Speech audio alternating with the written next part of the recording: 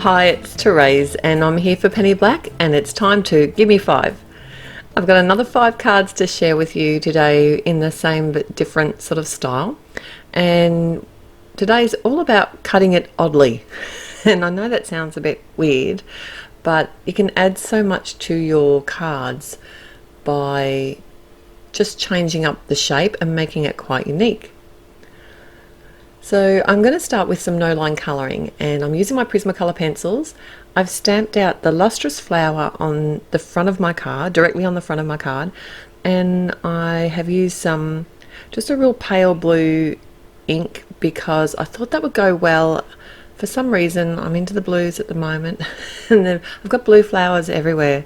So today I am focusing on blue and mixing it up with a couple of other colours as well. The reason I did choose blue was I knew that the leaves would also, when you colour green on top of blue, it doesn't sort of turn a muddy colour, so I knew that I could go with that on the leaves as well.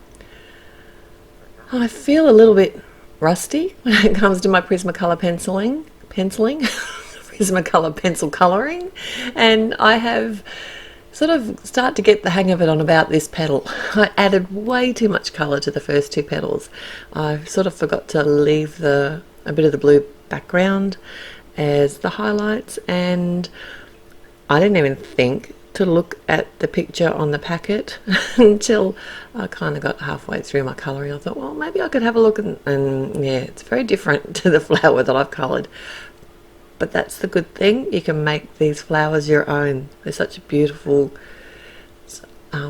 fine line drawings, so really fun to use in so many different ways. And I've got another card coming up today where I use one of these style of images just very differently to this. What I'm doing here is using my pencils to add the depth initially, and then I'm going to come in with my Gamsol and actually smoosh it out and make it look a bit smoother.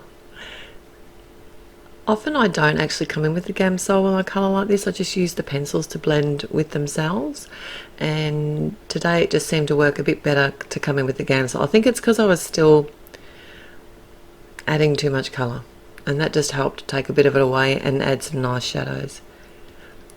After I've done all the colouring, what I do then is come in with a darker pencil, like this is a black, and add some shadowing. Try not to add all the lines back in, and then I'll also add some details. But you'll see that a little bit in the photos at the end. Alright, so to cut this card oddly, what I'm doing is I'm actually fussy cutting around the edge of this flower completely up to the whole, the way that I angled the flower with the Misty when I was stamping it out. And I used the Misty because I knew that I could restamp the image if I needed to, because I knew it was going to be a light stamping. So it's a good tool for that, and so many other things. So I decided to add some blue cardstock to the inside of my card, and I'm just using my ATG for that. A lot of my sentiments today are die cuts, and I have already die cut them out and popped them up on some fun foam just to save a little bit of time. And this one is called Just For You, and I decided to leave it in white. And that's card number 1.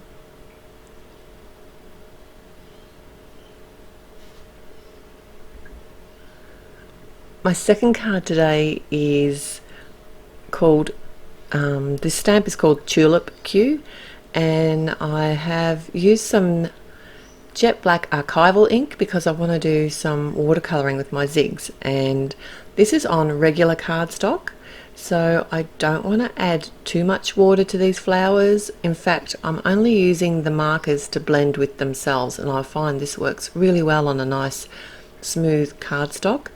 You just can't add too much of the marker or too much water because your paper will pill.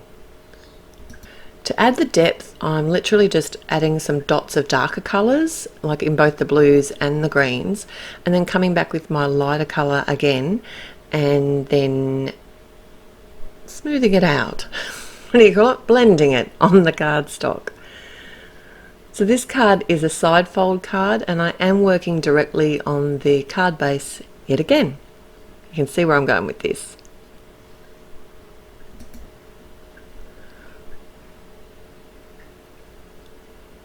So to work out where I want to cut the card, I'm just actually doing this visually. I'm not really measuring it. It kind of ends up a square.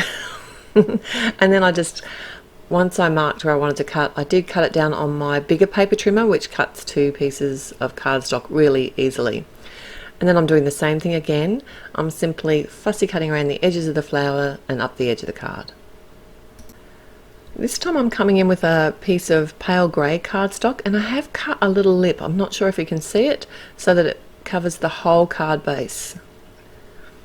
I'm adding a white embossed sentiment from Snippets, and this is just on some black cardstock, and a little butterfly that's been die cut from the Flights of Fancy die set, and adding that on with a glue dot. One thing to be aware of when you are writing on a card like this is where you write, so that it doesn't detract from the actual card when it's open. That's just something to be aware of. Alright, so this is the one that's similar to the first card but different. I'm using the Dancing Daisies stamp set, and the ink is called Manganese Blue. It's an archival ink. But rather than stamp in a lighter colour and add all the colour, this time I've actually stamped in a bolder colour and only adding some black Prismacolor pencil to add some shading to all the flowers and the leaves. I did toy with the idea of just leaving it plain blue and using the stamped image shadows, which would have looked really pretty as well, but once I started colouring with the black, I knew I just had to go with that because it did add such great details to these flowers, and with minimal effort, I promise. Seriously, it did.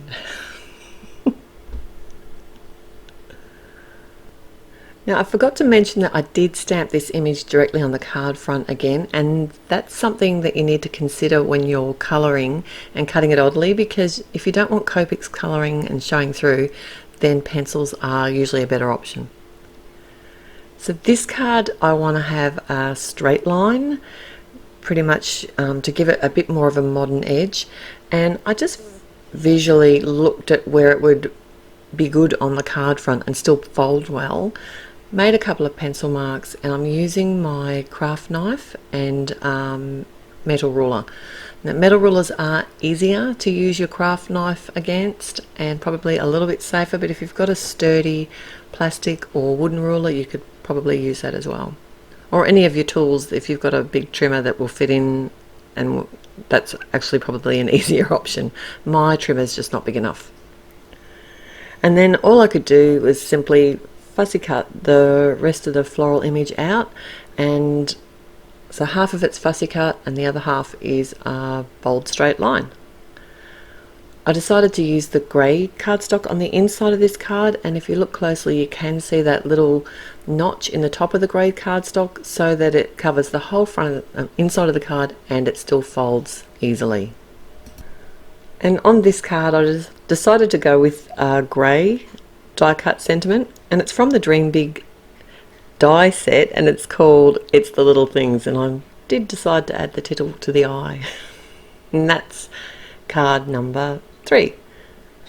I am adding a few sparkling clear sequins around just to tie all the designs in together as well, and I'm not showing that on the video, but you can see them in the finished cards at the end.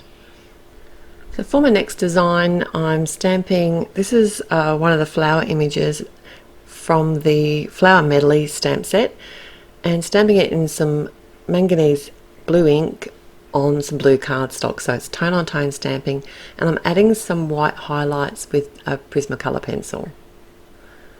So nothing fancy here. This is going to go on the inside of the card, so I want to still be able to write on it with a black pen and be able to see the sentiment.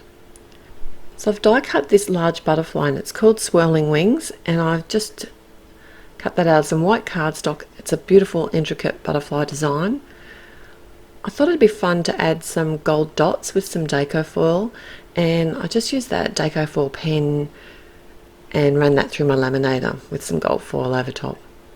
Originally I was going to go with a sort of a gold highlight on all the cards, but in the end this is the only card that ended up with any gold on it. I was able to cut down the whole card so it's a top fold square card, and then I just eyeballed it and chomped a bit off the left hand edge at the front. Just a very simple way to cut it oddly without over fussying it with such a busy background and a pretty butterfly. I have added a gold confetti heart to the middle of the butterfly with glue dot, and the sentiment came from the same flower medley stamp set, and I just stamped that with some black ink. Now we're on to the final card already. This card is actually, the whole card base is pale grey. It's quite a thick cardstock, this one, so it holds up really well on its own. And I decided to stamp it with some Onyx black ink because I don't want anything to be showing through on the inside, so I'm sticking with that today and colouring directly on the card front with my Prismacolor pencils. And these pencils work really well on coloured cardstock, and when I use them on colour cardstock, usually I don't come in with my Gamsol. I just actually use the pencils to blend themselves. So I'll start with the lighter colour, bring the shading in, and then blend it back out with the lighter colour. I'm trying not to overblend it, and I'm trying not to over add pencil because I can just keep colouring for hours. And I do. Obviously I do.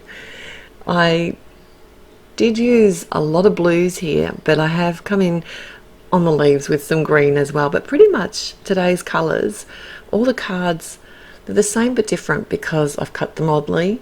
They're also the same but different because I've used very similar colours throughout the whole design, so it'd actually make a really nice little gift card set.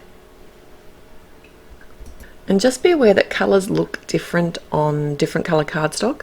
So if you can see there off to the side of the floral image, I am testing my colours on the cardstock before I actually colour them out.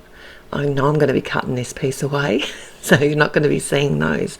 But that way I'm not sort of having to guess, because they're going to look different on white. And I really like how this is my favourite card out of all the ones today.